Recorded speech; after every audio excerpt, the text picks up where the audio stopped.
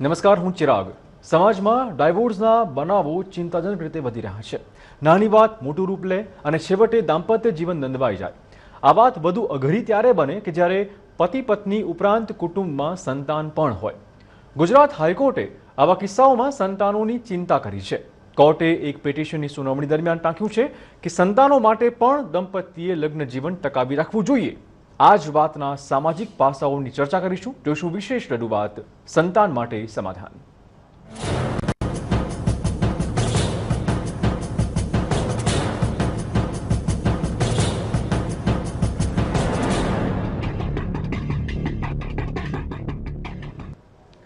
તો ગુજરાત હાઈકોર્ટે કહ્યું છે કે સંતાનો માટે પણ દાંપત્ય જીવન ટકાવી રાખવું જરૂરી છે. આના સામાજિક પાસાઓની ચર્ચા કરવા આપણી સાથે જોડાશે એડવોકેટ સોનલ જોશી અને સાથે સમાજશાસ્ત્રી વિનોદ અગ્રવાલ. આપનું સ્વાગત TV9માં. સૌથી પહેલા સોનલબેન, આપને પૂછીશ કે જે રીતે કોર્ટનો આ નિર્દેશ આવ્યો છે, કયા પ્રકારના કેસો પર કયા પ્રકારની ઇમ્પેક્ટ પડી શકે છે? આમાં એવું છે કે જ્યારે ડિવોર્સ ફાઇલ કરવામાં આવે છે ત્યારે બાળકોનું ભવિષ્ય શું હોય છે, કોઈ બંને પક્ષકારોમાં પ્રશ્ન પહેલાં તો બાળક એક વસ્તુ બની જતું હોય છે, એના માટે ખેંચમતાણ શરૂ થઈ જતી હોય છે. કસ્ટડી માટેના કેસીસ માટે કે ભાઈ મારી પાસે પિતા પાસે રહેશે અથવા તો માતા પાસે રહેશે, એની માથાકૂટ વધી જતી હોય છે.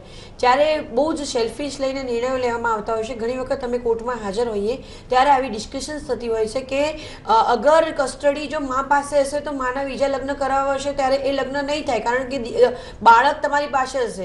આ જ વસ્તુ પિતા પણ વિચારતો હોય, એટલે બાળક એક જાણે વસ્તુ થઈ ગઈ, એનો કોઈ વાંક નથી. તમે એને જન્મ આપ્યો છે છતાં પણ એની રિસ્પોન્સિબિલિટી લેવા માટે બેમાંથી માં કે બાપ કોઈ તૈયાર નથી. એટલે જે આજે હાઈકોર્ટે જે ચુકાદો આપ્યો છે અથવા તો જે નોંધ આપ લીધી છે એ ખૂબ જ આવકાર્ય છે અને ખરેખર બાળકો વિશે વિચારવું જોઈએ. તમે જ્યારે કોઈ પણ વસ્તુનું ડિસિઝન પર આવો છો કે તમે ડિવોર્સ લઈ તમને નથી ફાવતું, તો એના પહેલા તમે એક બાળક માટે વિચારો.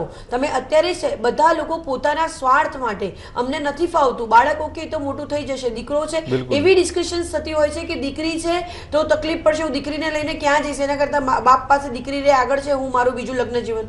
તો એ માં તરીકે એ ડિસિઝન લેવું અને પોતાના સ્વાર્થ માટે બીજા લગ્ન જીવન માટે જીવન જીવવા માટે આ ડિસિઝન લેતા હોય છે, એ ખૂબ જ દુઃખદાયક હોય છે અને એમાં બાળકનું ભવિષ્ય રોળાઈ જાય છે. કારણ કે જે માતા પિતા સાથે બાળક ટેવાયેલું હોય એ માતા પિતા મૂકીને એક વ્યક્તિ જ્યારે બદલવાનું આવે છે ને એને બીજી માતા અથવા તો બીજા પિતા સ્વરૂપમાં એને જોવા માટે કેટલું અઘરું હોય છે અને સામેવાળો વ્યક્તિ કેવી રીતે સ્વીકારે છે એને, એના ઉપર એનું ભવિષ્યનો મદાર હોય છે અને એમાં બાળકોને માનસિક રીતે ભયંકર નુકસાન થઈ રહ્યું છે. માનસિક નુકસાનની આપણે વાત કરી. વિનોદભાઈ, માનસિકતા જોવા જઈએ, મનોસ્થિતિ કયા પ્રકારની બાળકની હોય આ વખતે? ये विचार की बात है जी कि जो ट्रोमा होता है बच्चे को वो बहुत ही ज़्यादा होता है, और जो बहुत छोटे बच्चे हैं 5 साल से छोटे के, वो तो बता भी नहीं पाएंगे आपको कि उनके मन में क्या हो रहा है. बिल्कुल. लेकिन वो देखते सब हैं, समझते सब हैं. बालक जो है वो देखता समझता है और उससे उसके जीवन का पूरा रहने सहने खाने का ढंग बदल जाता है. तो ये ध्यान रखने की बात है कि वो बच्चा जो है आगे बढ़ के क्या करेगा. अमेरिका के अंदर सबसे ज़्यादा डिवोर्स होते हैं. हर 3 शादी में 2 शादियां टूट जाती हैं जी.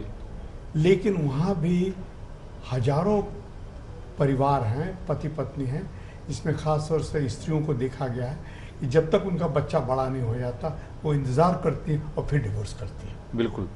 केवल जिससे कि बच्चे का भविष्य खतरे में नहीं आए. એટલે ઇન્ડિયન સોસાયટીની વાત કરાય, ઇન્ડિયન માનસિકતાની વાત કરાય તો હાઈકોર્ટનો આ નિર્દેશ કેટલો જરૂરી છે વિનોદભાઈ?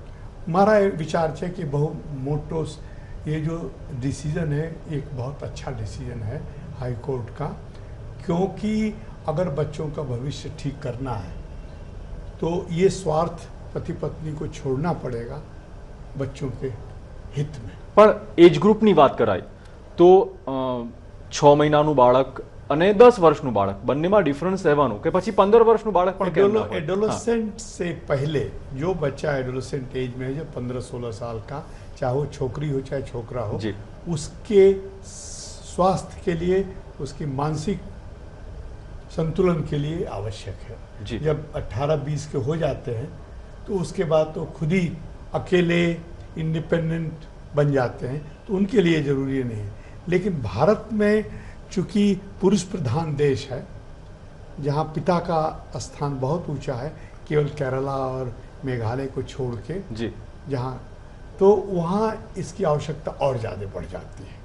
જી સોનલબેન, જે રીતે એજ ગ્રુપની વાત કરાય, અમુક કેસો એટલા લાંબા ચાલે કે પછી બાળકમાંથી કિશોર અવસ્થામાં પણ સંતાન પહોંચી જાય, એનું કેટલું ધ્યાન રાખી શકાય? હું એવું કહું, એ પણ એક નુકસાન જ છે, કારણ કે જ્યારે આપણે ડિવોર્સનો કેસ ફાઇલ કરીએ વર્ષો સુધી, મારી પાસે ઘણા બધા કેસીસ આવતા હોય કે 15 વર્ષથી કેસ ચાલે છે, તો એ પણ એક ટ્રોમેટિક સિચ્યુએશન જ છે. છૂટાછેડા લેવાની વખતે એ પ્રોસિજરમાં જ્યારે મધર કે ફાધરને દર મહિને મુદત ભર લેવા માટે કોર્ટમાં આવવાનું છે, તો દીકરો જે નાનો છે, જેને હજી ભણવાનું ધ્યાન હોવું છે, એના બદલે એને ખબર પડી જતી હોય છે કે આજે તો મમ્મીને કોર્ટમાં જવાનું છે, આપણે ડિવોર્સનો કેસ ચાલે છે મારી મમ્મીનો, એટલે મારે ત્યાં આગળ મારી મમ્મી આજે જવાની છે.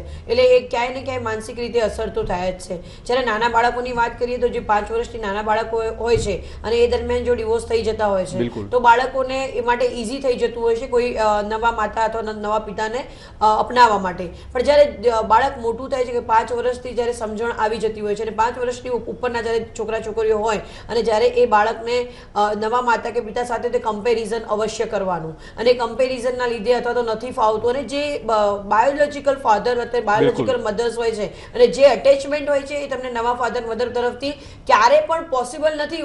હું માનું છું પર્સનલી એવું કે એ એટેચમેન્ટ નથી જોતું.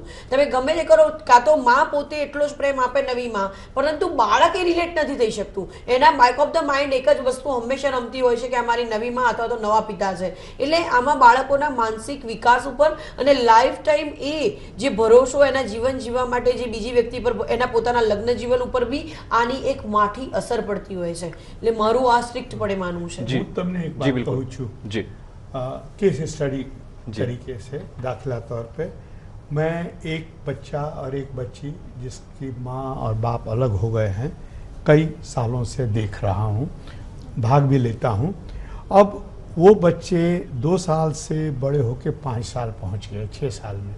अब वो अपने बाप को कभी नहीं देखते. जब कचहरी में मुकदमा चलता है तो उनकी हाजिरी लगती है जी, क्योंकि उनका पप्पा कहता है कि हम अपने बच्चे को देखना चाहते हैं.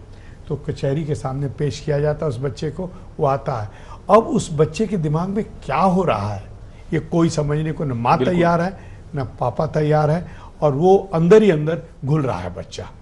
तो ये जो परिस्थिति है भारतीय कानून व्यवस्था में बहुत लंबी प्रक्रिया है, और देशों में ये प्रक्रिया बड़ी जल्दी से हो जाती है. यहाँ सालों साल लग जाते हैं. एक दूसरे केस में जो मैं पोतानी इन्वॉल्व था, जी. उसमें 8 साल लग गए, और 8 साल के बाद भी वो डिवोर्स नहीं मिला जी. तब तक उसके बच्चे जवान हो गए, और दोनों के दोनों बच्चे डिविएंट हो गए.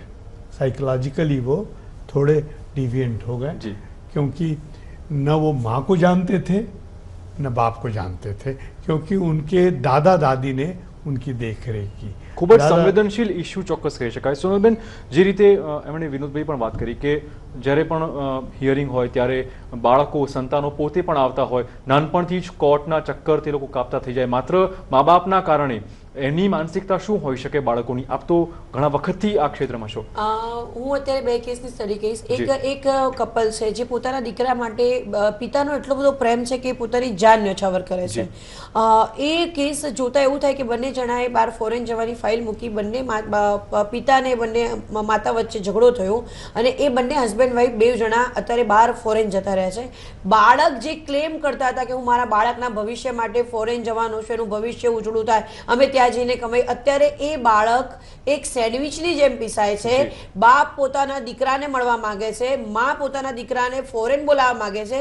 બંને જણાએ ફોરેનમાં ડિવોર્સ લઈ લીધા છે, પણ બાળક અહીંયા એ નાના નાની સાથે મોટું થઈ રહ્યું છે. બીજો એક કિસ્સો ચોંકાવનારો કહીશ. અત્યારે કન્સિલેશનમાં અમે મૂક્યો છે. લગ્ન જીવન ખૂબ જ લાંબુ કહી શકાય, 20-22 વર્ષનું લગ્ન જીવન છે. દીકરો મોટો 18 વર્ષનો છે, દીકરી 15 વર્ષની છે. દીકરીએ એવું કહે છે કે મને સુસાઇડ કરવાનો મન થાય છે, મારું મગજ કામ કરતું નથી. છોકરો ડિપ્રેશનની અવસ્થામાં, 18 વર્ષનો દીકરો ચક્કર ખાઈને પડી જાય છે, કારણ કે માતા પિતાની મેટ્રિમોનિયલ ઇશ્યુઝ કોર્ટની અંદર ચાલી રહી છે. અને જ્યારે જજ સાહેબે એમને સ્પેશિયલ કન્સિલેશનમાં, ફેમિલી જજ સાહેબ બી એવું ઈચ્છતા હોય છે કે તમે અહીંયા આવો અને અહીંયા અમે કાઉન્સેલિંગ કરીએ. એ બાળકીનું માનસિક સંતુલન જુઓ, એ પોતે એવું કહે છે કે મને એવું થાય છે કે હું મરી જાઉં તો કેટલું સારું, કે જેથી આ બધા પ્રોબ્લેમ નતા રહે. એને માં પણ જોઈએ છે ને બાપ પણ જોઈએ છે, ને માં અને બાપ કોઈ પણ ભોગે એક છત રીતે રહેવા માટે તૈયાર જ નથી. એટલે આવી સિચ્યુએશન જ્યારે હોય છે, બાળકીના ભવિષ્યનું શું. બીજી વસ્તુ તે કે જ્યારે અત્યારે લેડીઝ હોય ઘણા બધા પ્રોબ્લેમ્સ થતા હોય છે કે જેને જ્યારે તેને એક માની જરૂર હોય છે, જ્યારે ઉગતી ઉંમર હોય છે, જ્યારે એને માથાના વાળ ઓળતા નથી આવડતા, એ 4 દરવાજા ખડખડાઈને સવારના પરમાં એમ કે છે કે મને માથું કોઈ ઓળ્યા પણ ત્યારે એમ કે ખાલી માને બાપનો કેસ ચાલે છે એટલે આ માથું ઓળવા માટે આપણા ઘરે આવે છે. આ સિચ્યુએશન, આ ટ્રોમા એ છોકરી ઘણા સમયથી પસાર થઈ રહી છે, અને અત્યારે એને અમે લોકો હમણાં સાયકોલોજી પીસાવાનું એ સંતાનોને જ આવે છે. એ બાળકીનું ભવિષ્ય શું? બિલકુલ બિલકુલ આપણે ચર્ચા કરીશું કે કોઈ કપલ એ નિર્ણય પર પહોંચી ગયું છે કે ડાયવોર્સ હવે એના સિવાય કોઈ વિકલ્પ નથી બચ્યો, તો પછી સંતાનો વિશે એ કેવી રીતે વિચારી શકે, આ વિશે વાત કરીશું. પણ તે પહેલા સમય છે એક બ્રેકનો.